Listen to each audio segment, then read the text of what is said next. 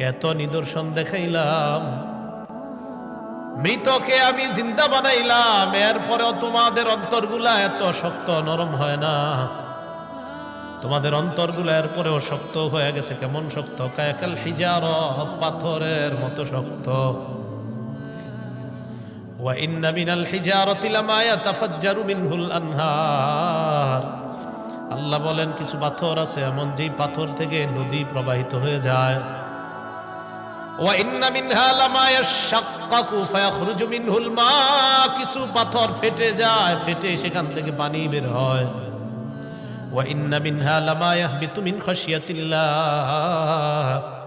কিছু পাথর আছে এমন, যে পাথর আল্লাহর ভয়ে উপর থেকে নিচে পড়ে যায়।